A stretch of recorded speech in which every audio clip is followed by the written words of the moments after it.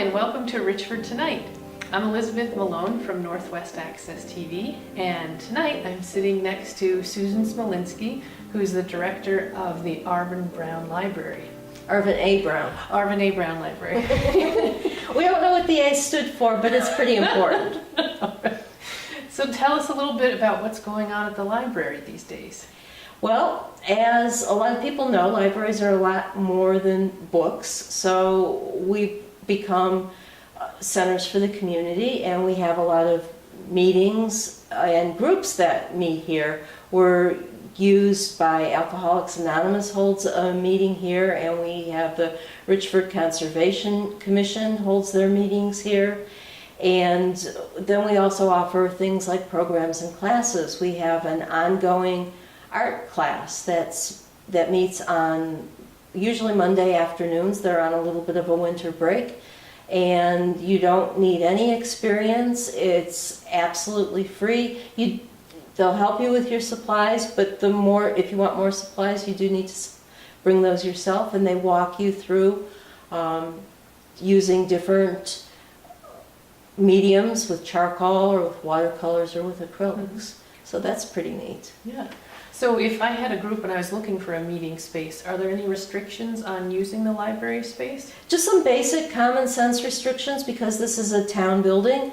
There is no alcohol consumption, no open flames, no smoking at all. And basically those are the restrictions. We ask that if you schedule your meeting during the hours that we're open, or we would ask for a donation to have it staffed if we would normally be closed when your meeting is on. Yeah, and I saw some new winter hours out on the sign out there. Well, normally on a Wednesday we're open until 8 o'clock, but we find in the winter we don't get very many people coming out in the dark at 7 to 8. Mm-hmm. So we decided to close an hour earlier on Wednesday, and we are staying open until 6 o'clock on Monday to kind of still stay open the same number of hours. Mm-hmm. So that seems to be working really well. Yeah. And the parking lot's nicely plowed, even though we've had a lot of snow lately and cold. Plenty of parking spots back there. Great. So what else is going on here? Well, the library extends beyond the walls. With a library card, you can download audiobooks and ebooks. And when you check our website, you'll see any programs that we have coming up. And there's also a link that takes you to our digital archive. Now, the library has a collection of old newspapers, the Richford Gazette and the Richford Journal on microfilm, and we have a collection of yearbooks, and all those things have been digitized, and now they're online and searchable on the internet. So that's right on, there's a big box, because we're very excited about it, right at the top of our webpage, where you can click and get into that digital archive. And the 100th anniversary of the school building, the Richford High School building, is this month, and I know that the kids have been using the digital services, especially the yearbooks, a lot for their research on doing some of the projects that they're presenting for the anniversary. Wow, so if I wanted to see my mom, who graduated in 1950 from Richford High School, I could just go to your website to find her photo? Absolutely, absolutely. Wow. That's outstanding. And talk a little bit more about the newspaper that you said that's also online. We have the Vermont Historical Society a while ago digitized some of the very old newspapers. We have newspapers as early as, I think, about 1890. And we don't have every year, we have some gaps, but the newspapers that are on microfilm that we do have, people used to come here and go through for genealogy research and things, but now it's available to anybody anywhere through the online service. And again, everything is searchable. So you would type in a name that you're looking at, and it will just bring up any instance that it finds it in the newspaper or the yearbooks now. Wow, that could make for some amazing Throwback Thursday posts. Right, absolutely, absolutely. Even when we were looking into the history of the building, we found an article about the library opening up in this building where we've only been, I think, since 1972. So that was kind of interesting even for us, having that information and yet not really realizing it until we went looking for it. And it was easy to find. Yeah. Well, this is certainly good weather for doing research from home. Right. Or for reading ebooks or listening to audiobooks from home. Yeah, so what kind of device do people need if they want to download either an ebook or an audiobook? You can download to your phone, to a Kindle, to a Nook, or to any of the other tablets.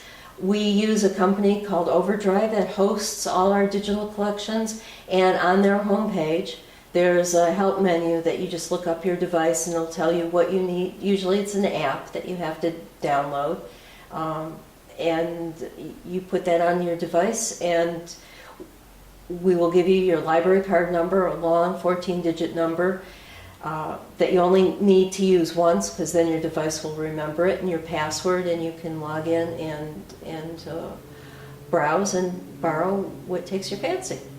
Cool. So as long as you have a library card from this library, then you can sign out anything that's online at Overdrive? Yes. Wow, yeah, that's pretty great. And is there any fee for downloading those books? Absolutely none. And there's about 13,000 titles available. It's the service is not, that's just not our library, but it's a number of libraries throughout the state of Vermont have formed a consortium to increase our buying power. So that's why we're able to offer so many titles available from, 13,000 volumes is what we have for the number of materials that we have in the library, all our books and DVDs and magazines. So it doubles our collection. Yeah, that's terrific. Yeah. Well, are there other things that are coming up at the library? A couple of programs that are coming up is we have a paint and sip with Pat Murphy, who is the art teacher at the high school. And he had a very successful program in November, so we've invited him back on January the 24th, and I know he'll be coming back for a third one, either the end of February or the beginning of March. And you don't have to know anything about art. He works in acrylics. He provides everything that you need. It's almost set up, when he sets up, it's like the Ford assembly line. Every little spot gets the same pieces of equipment. And he walks you through sketching the design and how to fill it in and what colors to use. And you walk home with a piece of art that you can hang on your wall. So that's pretty exciting, and that's very popular. The other thing is we're trying story hour on Saturdays because we've found that attendance during the week we struggle with. So we're going to try on Saturday for the next Saturdays through January and February at 10 o'clock. Mm-hmm. And what age is story hour for? Well, it's really for any age who wants to sit and listen to a story, but it's aimed at probably 2 to 5. Mm-hmm. But younger and older siblings are certainly welcome. And Emily Fleury, who's a preschool teacher at the elementary school, will be doing that. And she will read a story, do a craft, have a snack, some singing and dancing, everything that little kids love to do. Mm-hmm.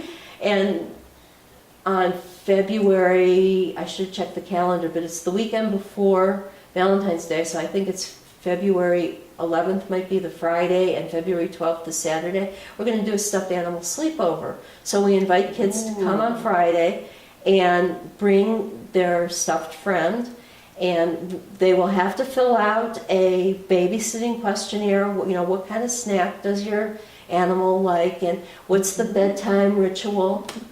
And are you sure that your animal will be okay all night without you? Because we don't want you worrying in the middle of the night and calling us. Mm-hmm. We want you to know that they're okay without you.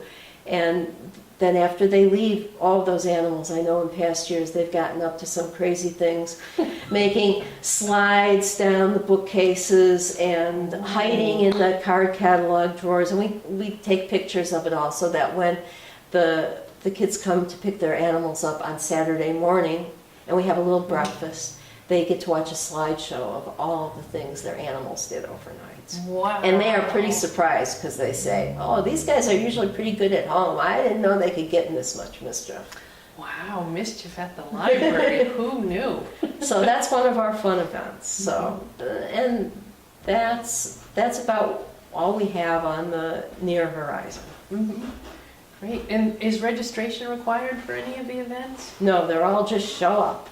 Wow. Except for the paint and sip. We do Okay. need to register for those because they're so popular. Great. Okay, and can you give us the website again where all these great things are hosted? www.aabrown.org. Super. Well, thanks so much. Thank you. And now I'm with Pat Murphy, who's going to be hosting the Paint and Sip coming up on, what's the date? January 24th. January 24th. Thank We've you. heard from our audience. Thank you, Susan. January. Okay. So, what can people expect at a Paint and Sip here? Well, I supply all the materials. So we have little canvas boards like these here, little canvas board, and easels and paints, and we use acrylic paints, and that everything they need to create an image. I either pick the image, or the library might pick it, or somebody will, and excuse me, and I will draw and paint the thing a few days before, to make sure that I can work through all the steps so I can explain it in 2.5 hours. That's the challenge, coming up with something that's interesting enough, but not so difficult that people can't do it in the time allotted. Oftentimes these paint and sips, and I do quite a few of them, they run well over the allotted time because people are so into their paintings, which is great, and they need a little more time. But for example, this is one I did one last night in Sheldon at the public library, and they wanted something historical, so they sent me a photo of Sheldon Creek, Wow. and you're coming down into what would have been, there's a bridge still there, but there was a covered bridge, and at the time it's no longer there. But anyway, many of these buildings are still there, and we did it last night in sepia, like a brown and a greenish kind of color, make it look like an old photograph. The drawing was very difficult, a lot of perspective, but I did a good job, I thought, in trying to explain it step by step. And when people walked in and they saw the image, they kind of were taken aback. They were like, I can't do that. And I said, oh yes we can, so we spent a lot of time drawing it. But then... Yeah, how about for those folks who, like me, haven't picked up a paintbrush since 2nd grade and whose skill hasn't improved since 2nd grade? It doesn't matter. I treat it like, if you can draw a square, if you can follow directions... That's the one with 4 sides, right? You're not coming to this one, right? No, but if you can follow some basic directions, you can usually draw things. And if you get really stuck, I come around and help you out a little bit. But there's two approaches that people usually take. They either follow along religiously everything I do, or they just do their own thing. And that's fine too. So for example, last night everybody, most of them added color and orange skies and lamp posts and people walking down the street. They made it all up. So this is just a starting point for folks. And I'm always amazed at how people interpret the whole thing. And I usually like their work more than I like mine. Mine's sort of boring, and theirs is like, wow, it's so visionary, and I think it's really fun. But everybody has a great time, for the most part. And you walk away with something you're proud of. When I first started doing these, I had went online to look at paint and sips because I'd heard about this thing years ago. Somebody said I should do it, and it was like, really? And I wasn't sure. And I looked at some of the stuff that they're doing, and I thought it was really bad. Mm-hmm. Yeah, really bad. Like 3 colors and a sun.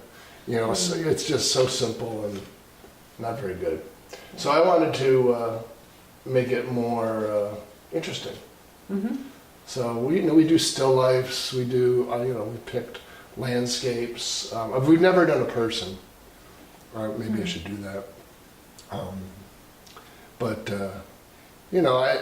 I found that no matter what you give them, especially if it's complicated, and if I can simplify it down, there's no problem. Everybody, no matter what you give them, they're going to do their own thing, as long as they're not too scared. Yeah. And so if you can follow some basic directions, do some, geometric shapes perhaps, and then it's a paint by number. That's how I tell them. And because I painted the painting, I can say, well, if you want to get that color, you got to mix these 3 colors together. And we have all the colors laid out for them.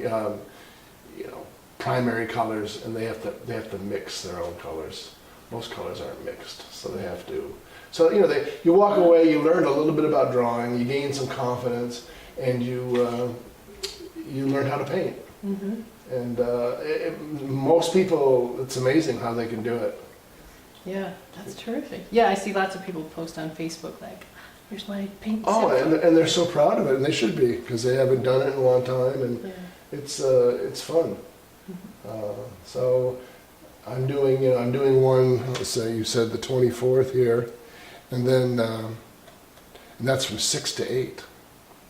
And Before we move on, the sip portion, since we're at the library, what are we sipping? we're sipping tea. Oh, that sounds good. Tea, yes. And there's usually some goodies. Susan last time brought some wonderful little snacks. So it was really nice. But we generally don't have enough time to eat or drink because there's so much work to be done Mm-hmm. in the short amount of time. So I did a paint and sip. This was with at someone's home, so they had alcohol and stuff. And I'm standing there. All these. It's mostly women that come to these things. It's rarely do I get a man. But there have been some guys, and men can do it just as well as women. But all these women came in. I didn't know any of them except for the hostess. And they're all standing in the corner, like eating and drinking, like there's a party going on. I'm waiting, like, okay, when are we going to do our thing? Well, it took them about a half hour, and they finally moved over. And I didn't get out of there till like 11 or 12 o'clock at night because it took so long. But generally, that doesn't happen. It's mostly you get right into it, and it's a lot of fun. I am doing one. I'll plug one here. Yeah. At RHS at the high school on the 24th of February, which is a Saturday. Mm-hmm. And it's to benefit the junior class at the high school. The junior class traditionally puts on the prom for the seniors. And apparently it costs quite a bit of money. Well, I'm told that the junior class doesn't have very much money. So I volunteered to run one of these things. These things can if you get a lot of people, it can earn quite a bit of money. So I'm donating the money to the junior class, and we'll see if they earn enough to put on the prom. And I said if they didn't earn enough, I would do it again, because the prom doesn't happen until the spring. I don't want to say the date because I don't know it, but it's sometime in the spring. And I did one a couple years ago at Richford High School, and that was for the 8th grade class, and there was 25 people there, painters. That's a lot of people. Mm-hmm. And because you have to run around and help everybody, and somebody's stuck, and it's like, whoa. But it was a success, and it was fun to have, there'd be like generations of people there, like the little girl and the mom and the grandma, and they all got their paintings, and it was very cute. That sounds like fun. It is, they're fun. You have a person has a good time. And certainly if you want to make sure that the seniors get a prom. Right. Sure. It's a good cause for Yeah. sure. And how do people register for that paint and sip? Well, there's a young woman named Emily Fletcher, and I don't know her email address, but if you were to call the high school, 848-7416. I used to work there, that's why I know the number. You could talk to Jane Fletcher, perhaps, who's the secretary, and she would help you, guide you to give you the information about that event. I don't know. I do know the date, but I haven't been given the time yet. Okay. I'm assuming it would be in the early afternoon, but I don't really know that. Yeah. So you mentioned that you used to work at the school. How did you get into doing the paint and sip? Well, I taught for 30 years almost at the high school, and I had taught before, and I've taught drawing classes to adults and different things. So I like to teach, and I like to make art, do art. And when I heard about this paint and sip idea, paint and tea, whatever you want to, depending on the location, I thought it would be a fun way to meet new people and to continue the teaching. So it's been good. It's a lot of work. You got to haul all this stuff to I've got to haul it from my house into the truck, out of the truck into the place. I'm in a band and I do all the equipment, and it's the same. It's exactly the same as hauling stuff for a band. And you got to set it all up here and then teach and then put it all down, and it's tiring. But I make a little money sometimes. Sometimes I don't, and but I meet a lot of people and it's fun. So. Now, we were talking before we got started that we had met at art openings in the past. So when you're not doing paint and sip, what kind of art do you work on for yourself? Well, I've been doing a lot of oil paintings. I'm in a couple of galleries. One is Artists in Residence, which is now in St. Albans. We had met at the Enosburg version of the same place, but it's now in St. Albans.